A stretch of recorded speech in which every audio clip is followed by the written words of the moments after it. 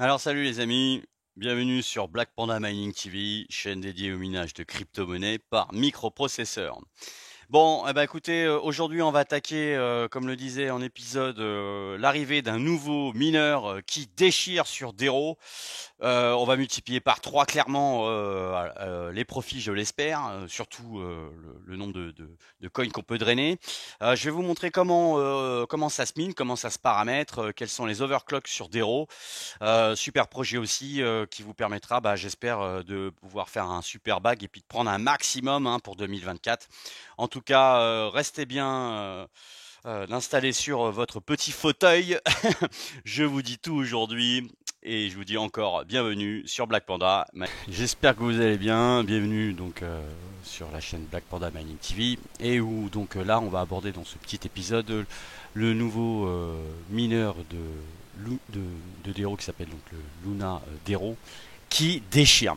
Donc il y a eu plusieurs successions, hein, si vous me suivez un peu dans les différents épisodes, notamment en abordant Dero, hein, qui est un projet crypto qui clairement que j'adore, je kiffe, qui se mine en plus exclusivement par microprocesseur, qui a son propre algorithme, hein, qui est l'Astro BWT, hein, qui est vraiment un algorithme qui a été super bien construit, qui a eu quelques petits soucis puisqu'il y a eu du hacking qui a été tenté, notamment sur des failles qu'il y aurait au niveau de Kubernetes il y a quelques mois, failles qui ont été largement comblées en fait, mais sur lequel bon bah forcément on peut aussi se poser la question d'une attaque de cryptojacking parce que clairement aujourd'hui Dero c'est un projet qui tient la route, qui éclate des Monero tant dans l'aspect privacy mais surtout aussi dans le timing donc de transfert de monnaie mais pas que.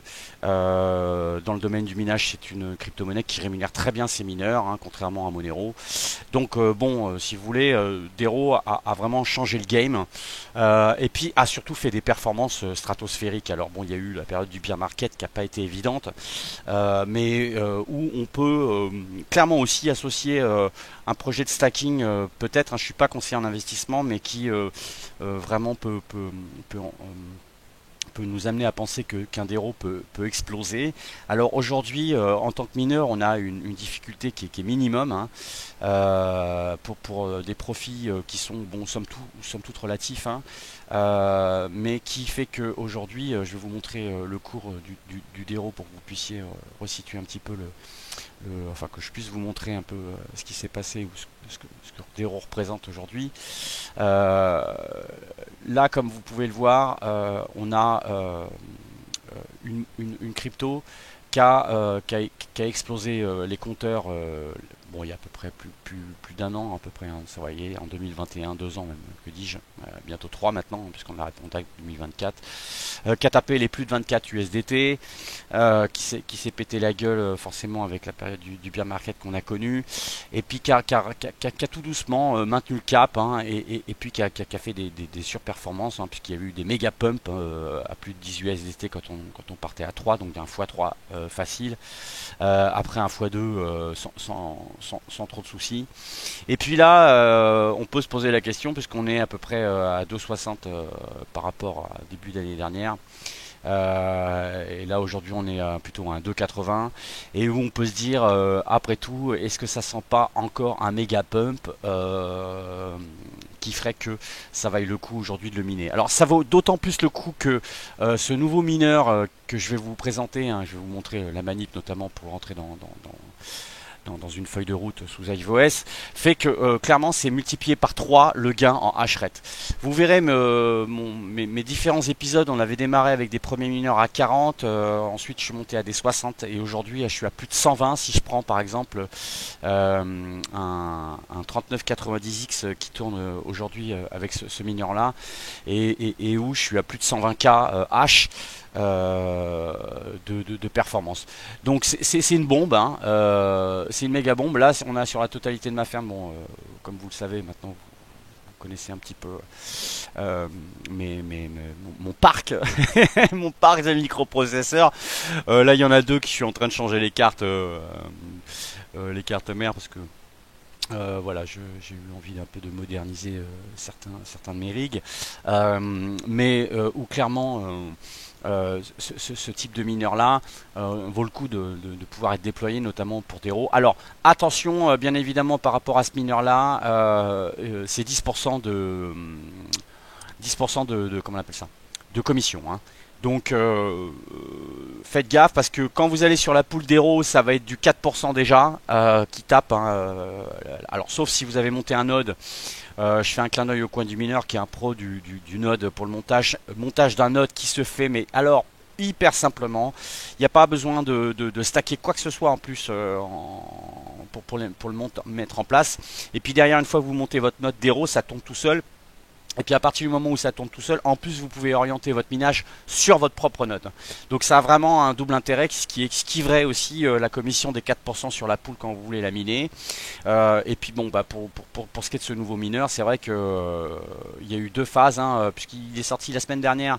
Mais la semaine dernière, il y avait ça crachait, j'étais pas satisfait.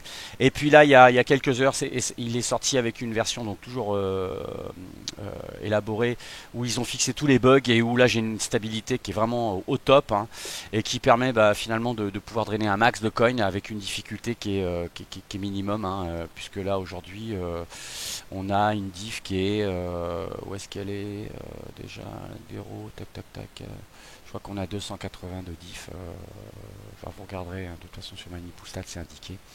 On a une toute petite difficulté qui permet de drainer un max de coins en ce moment. Vous dire aussi que forcément il y a une tokenomie pour des RAW qui est de 21 millions comme Bitcoin, hein, et qui en a que 13 millions 400 000 aujourd'hui en circulation, hein. Donc on a 64% aujourd'hui qui est déployé. Clairement donc ça va se rarifier, hein. Donc ça c'est vraiment pour planter le décor, un coin qui fait la diff, qui peut faire la diff. On a un market cap qui est de l'ordre de 100 millions dollars, hein. Donc on peut imaginer que s'il passe le top 50 des market cap derrière, on peut facilement atteindre des 70. Alors je dis on peut facilement, hein, d'accord, tout dépend du contexte économique, mais 70 dollars c'est pas inenvisageable si encore une fois il y a une belle reprise du marché qui se refait. Et je pense qu'on en voit déjà un peu le bout de la lumière, surtout quand on voit le cours du Bitcoin, hein, qui il y a quelques mois, pour rappel encore, hein, était à 19 000 dollars, hein, et aujourd'hui il a fait x2. Hein. Donc comme vous le savez, bien évidemment, le Bitcoin a tendance à, quand il monte, à tirer tous ses projets altcoin aujourd'hui de l'ombre, hein, et on sait que quand il se plante, c'est la tasse pour tous ces altcoins, hein, dont on fait partie, hein, puisque les cryptos qui se minent aujourd'hui sont référencés comme des coins alternatifs, hein, d'où la contraction du terme altcoin. Et on peut surtout voir que actuellement la meilleure progression sur le marché de la crypto, c'est justement les altcoins, hein, puisqu'il y a eu pléthore, comme vous avez pu voir dans mes derniers épisodes, de projets qui se montent, hein, et notamment, je ne vais pas dire grâce au minage par microprocesseur, mais enfin, quand on commence à voir que les Américains reviennent, les YouTubeurs reviennent à vouloir se mettre à parler dans leurs épisodes de microprocesseurs, de rigs de microprocesseurs, ça me fait doucement rien.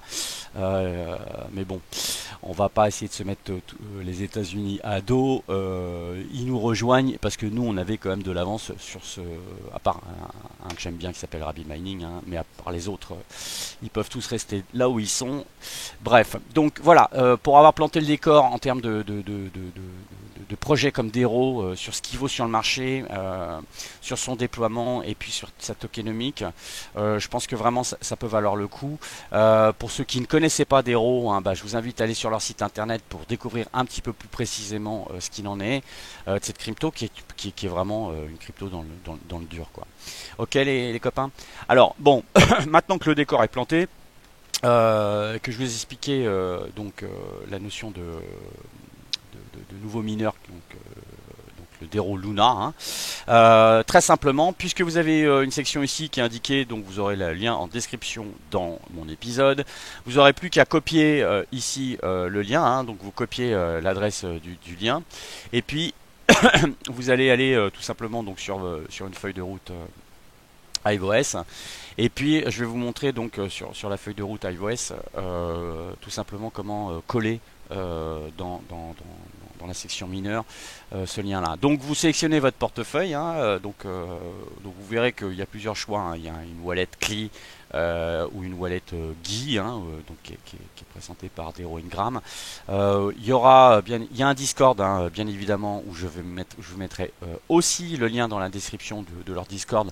Notamment parce qu'il y a certainement des adresses node à remettre en place dans la configuration du portefeuille pour l'updater comme il va bien.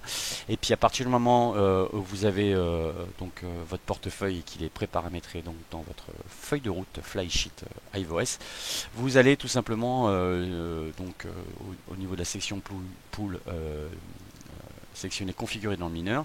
Et puis dans le mineur, on va choisir la fonction custom. Voilà. Et dans cette fonction custom, en fait, donc parce que c'est pas du XMRX, c'est pas du SRB, c'est rien de tout ça. Vous allez ici dans l'URL d'installation coller tout simplement le lien GitHub que je vous ai montré. Et puis, s'il veut bien coller, alors ça n'a pas marché, donc on va refaire la manip. Tac, hop, tac, tac, tac, copier l'adresse du lien.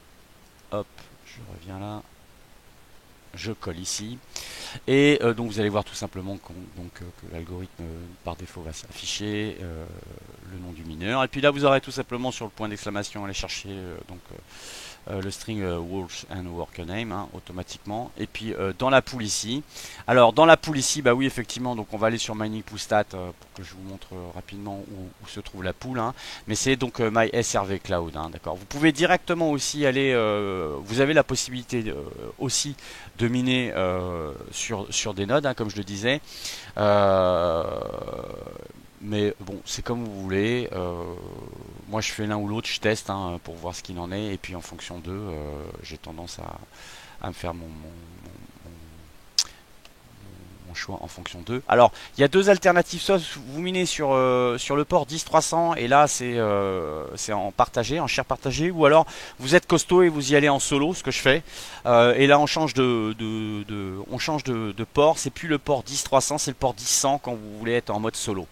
Voilà, donc là si vous êtes mineur de taille moyenne, hein, vous avez entre 1 et 5 processeurs, je vous invite à pas la tenter solo, c'est pas la peine, vous laisserez le port en 10300. Sinon si vous avez plus de 10 processeurs et vous montez jusqu'à 20, 30, 40 processeurs, je pense que là en ce moment vu le niveau de difficulté puis vu la puissance de ce nouveau mineur là, ça peut valoir le coup de la tenter solo. Et puis vous avez plus qu'à copier ici.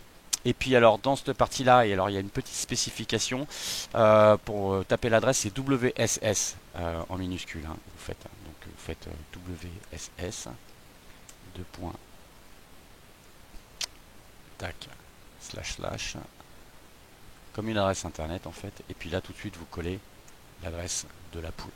Voilà. Donc à partir de ce moment-là, c'est fait, hein. Il n'y a plus non plus comme l'ancien mineur, il fallait aussi peut-être mettre des arguments de configuration supplémentaires, mais là vous n'en avez pas besoin, il va envoyer la sauce et vous allez être sur la Lune directement. À partir de ce moment-là, vous l'appliquez et puis globalement c'est parti, vous envoyez sur la Lune. Alors, juste pour faire un petit benchmark pour finir cet épisode-là, sur cette partie-là, il n'y a pas besoin d'avoir un maximum de RAM pour ce qui est de vos rigs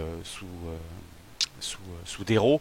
Le minimum syndical est tout à fait acceptable, hein, puisque une barrette de 16 Go pour des 3900X ou des 5900X, voire même pour des 3950 ou des 5950X, vous permettra d'être à une vitesse plutôt correcte. Je vous montre là clairement, alors sur un OC qui est overclock à 36 encore CPU pour toutes les séries 3900, 3950X, 5900, 5950X, hein, donc le corps CPU vous le mettez à 36, voire un peu 37 si vous avez des bonnes cartes bien costauds qui le permettent. Je pense à des B550, des Gaming Plus, des choses comme ça. Si vous êtes sur des 450, vous enflammez pas trop, ou surtout plutôt sur des micro ATX, sur lequel bon un Core 37 aurait tendance un peu à, à le rendre instable. Sur les B550, il n'y a pas trop de problème. Donc Core 36, c'est que c'est correct. Et puis bien sûr, au Core Voltage, vous mettez à 1 volt maximum, hein, donc 0,98 à peu près. Et ça vous tirera effectivement pour un rig, donc pour un 3900X ou un 3950X, un voltage qui tourne autour d'un 125 watts, 135, hein, puisque bon là, on est sur iOS, mais c'est pas hyper précis. Euh, voilà, comme vous pouvez voir aujourd'hui le 3990X, je suis à plus de 127 kRh, hein. Donc clairement si on prend un 7900X, vous voyez qui fait du 37, hein, je suis à fois 4, 4 fois 4, 16, non. Je suis à 3 fois un 7900X, 4 fois un 3900X, donc bon, mais c'est parce que je suis avec un Threadripper 3990X, que dans certains épisodes que j'avais pu avoir par le passé, on avait déjà des 3990X à 70K, là je suis à clairement presque le double, quoi. Donc c'est juste énorme. Voilà les amis, donc c'était donc ce nouveau mineur, le projet d'Hero, ce que ça peut donner. C'est mon petit coup de cœur pour 2024, hein. Donc j'espère que vous avez passé de bonnes fêtes, hein. J'ai pas eu l'occasion de vous le souhaiter, de Noël. Le jour de l'an arrive à grands pas. Comme vous pouvez voir, au bout de ma ferme, j'ai bien le X99 en dual en 2680 V4, hein, donc qui va passer au banc de test, hein, donc qui ne serait tardé. Ne vous inquiétez pas pour ceux qui s'impatientent, hein. Bon, de toute façon, à 17 balles le processeur, on s'apercevra vite que si ça fait pas l'affaire, on va vite les dégager. Si ça le fait, on verra ce que ça donnera sur tous les algorithmes, hein, que ce soit du RandomX, du Dero, du XDAG, voilà, du Zephyr surtout, hein, donc restez bien en ligne, hein, surtout. Et puis, bon, bah, bien évidemment, votre fidèle serviteur reste à votre disposition. Et puis encore une fois, bah, ceux qui sont intéressés par le minage de crypto-monnaies par microprocesseur, bah, n'hésitez pas à vous abonner, puisque bah, bien souvent j'essaie aussi d'être un peu hors liste sur des nouveaux projets qui peuvent être intéressants et où on peut essayer parfois de se gaver un maximum. Bon, allez, je vous dis à bientôt, prenez bien soin de vous et je vous souhaite à tous un